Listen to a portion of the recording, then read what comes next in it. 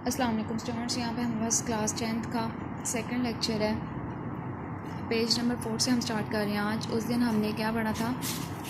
Reversible और dynamic equilibrium पढ़ा था, फॉरवर्ड रिएक्शंस पढ़े थे, उसमें रिवर्सिबल रिएक्शन पढ़े, इरिवर्सिबल रिएक्शंस पढ़े थे। आज हम नेक्स्ट स्टार्ट कर रहे हैं उसी टॉपिक को लेके। तो यहाँ पे हमारे पास क्या आ जाएगा, ऑन द अदर हैंड दूसरी तरफ हमारे पास जो है वो when calcium carbonate is heated, calcium carbonate को जब हम हीट करते हैं इन ओपन फ्लास्क, किसी भी ओपन फ्लास्क में, यानी कि जिसको हम ऊपर से बंद नहीं करते, उसमें जब हम हीट करते हैं डिकम्पोजिस, तो वो टूटना शुरू कर देता है टू फॉर्म कैल्शियम ऑक्साइड बनाने के लिए, एंड कार्बन डाइऑक्साइड और कार्बन डाइऑक्साइड बनाता है। Carbon dioxide escapes out, carbon dioxide जो उसमें से बाहर निकल जाती है, and reaction goes to completion, और उसका जो रिएक्शन है वो कंप्लीट हो रहा होता है। कैल्शियम कार्बोनेट है, उसको जब हीटअप किया तो हमारे पास कैल्शियम ऑक्साइड और कार्बन डाइऑक्साइड बनी, और कार्बन डाइऑक्साइड जो है वो एस्केप आउट हो जाएगी, यानी कि बाहर निकल जाएगी, और उसमें डिकम्पोजिशन जो हो रही है। अब ये देखें, ये डायग्राम है हमारे पास, इसमें ये फ्लास्क का ये ओपन ऊपर से, इसमें कैल्शियम कार्बोनेट को हीट किया, तो जब इसके ऊपर इरिवर्सिबल रिएक्शन जब हुआ तो इसमें से क्या हुआ, कार्बन डाइऑक्साइड जो है वो forms and goes, carbon dioxide इसमें बनी है और उसके बाद इसमें से बाहर निकल गई है, और नीचे जो हमारे पास कैल्शियम ऑक्साइड जो वो बनी है। ठीक है, नेक्स्ट जब हम इसको बंद कर देते हैं, कैल्शियम कार्बोनेट इज़ हीटेड, ये ऊपर कॉर्क लगाई है, कॉर्क लगा के फ्लास्क को बंद कर दिया, तो कैल्शियम कार्बोनेट को हीट किया, तो इसमें रिवर्सिबल रिएक्शन हो रहा है और इसमें स्टैब्लिश इक्विलिब्रियम हो रही है, कि इक्विलिब्रियम में कार्बन डाइऑक्साइड बन रही है एंड कैन नॉट एस्केप, और इसमें से बाहर नहीं जा सकती, क्योंकि इसमें जो हमने कॉर्क लगा के इसको बंद कर दिया, और कैल्शियम ऑक्साइड भी इसमें बन रही है। तो इसमें डिकम्पोजिशन भी हो रही है, कम्बिनेशन भी हो रहा है इसमें, और इसमें जस्ट डिकम्पोजिशन हुई है, क्योंकि डिकम्पोजिशन हुई है और वो बाहर निकल गई है कार्बन डाइऑक्साइड, इसमें कुछ भी बाहर नहीं निकला, इसलिए ये कम्बिनेशन हो रहा है इसमें। ठीक है,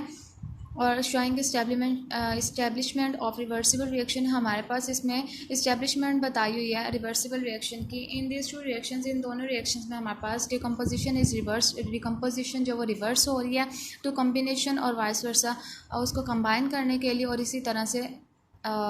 चलता जाएगा ये process. When calcium carbonate is heated, जब कैल्शियम कार्बोनेट को हीट किया जाता है ना क्लोज फ्लास्क से किस बंद फ्लास्क में, बंद फ्लास्क में, so that carbon dioxide can not escape out as shown in the figure 9.2, जबकि हमारे पास कार्बन डाइऑक्साइड जो वो उसमें से बाहर नहीं निकल सकती, जैसे कि इस फिगर में दिखाया हुआ है। इनिशियली स्टार्टिंग में हमारे पास only decomposition goes on, just हमारे पास डिकम्पोजिशन होती है, फॉरवर्ड रिएक्शन यानी कि होता है, बट आफ्टर अ वाइल, लेकिन कुछ देर के बाद carbon dioxide starts combining with calcium oxide, carbon dioxide जो है वो कैल्शियम ऑक्साइड के साथ मिलना शुरू कर देती है to form calcium carbonate. Calcium carbonate बनाने के लिए रिवर्स रिएक्शन में, इन द बिगनिंग स्टार्टिंग में हमारे पास forward reaction is fast, forward reaction जो वो फास्ट होता है, तेज़ होता है, and the reverse reaction is slow, और उसका जो रिवर्स रिएक्शन है वो स्लो होता है, बट इवेंचुअली, लेकिन बाद में जो है वो the reverse reaction speeds up, जो रिवर्स रिएक्शन है वो तेज़ हो जाता है, and both reaction goes on eight the same rate, और फिर आहिस्ता आहिस्ता दोनों रिएक्शन जो एक ही रेट पे पहुंच जाते हैं। एट दिस स्टेज, इस स्टेज पे हमारे पास decomposition and combination take place at the same rate, decomposition और कम्बिनेशन जो है वो एक ही रेट पे हो रहे होते हैं, बट इन ऑपोजिट डायरेक्शन, लेकिन उनकी डायरेक्शन जब ऑपोजिट होती है। As a result, amounts of calcium carbonate, calcium oxide and carbon dioxide do not change.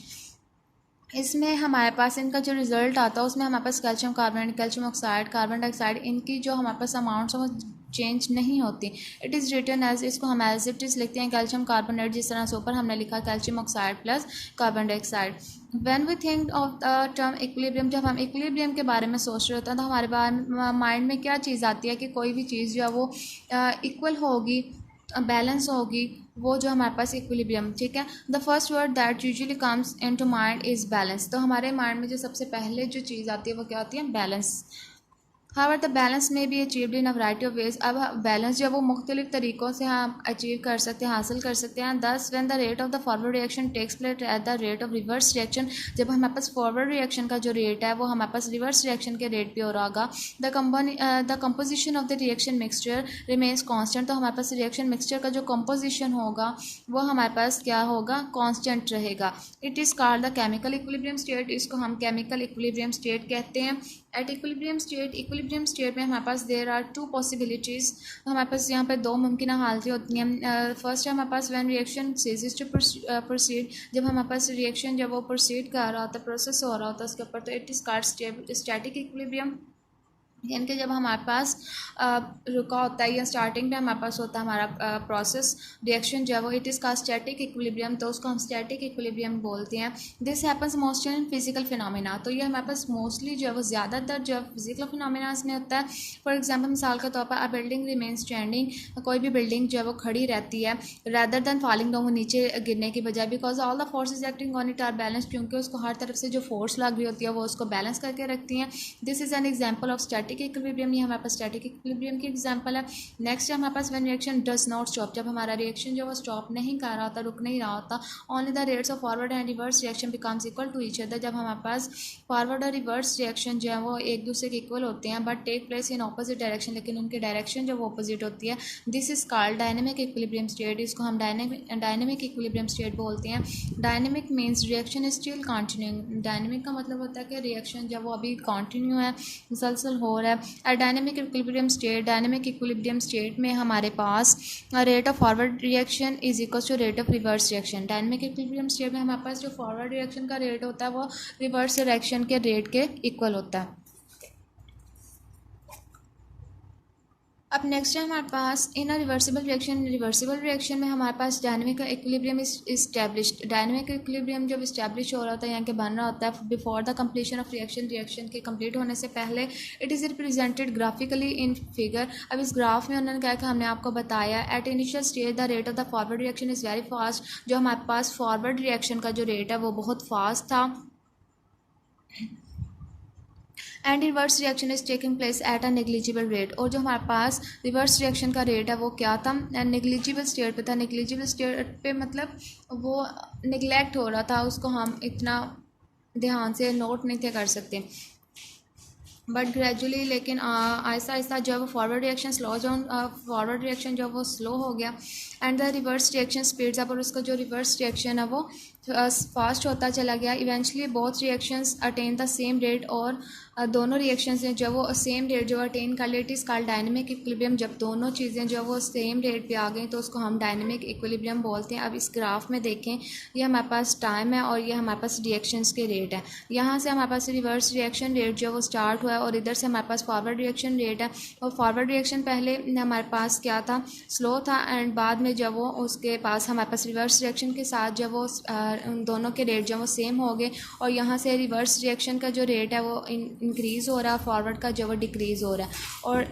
एक टाइम पे हमारे पास दोनों रेट जो वो इक्वल हो गए at equilibrium state. Equilibrium state में क्या हुआ, rates of forward reaction and reverse reaction becomes equal, forward और रिवर्स के जो रेट हैं हमारे पास वो इक्वल हो गए।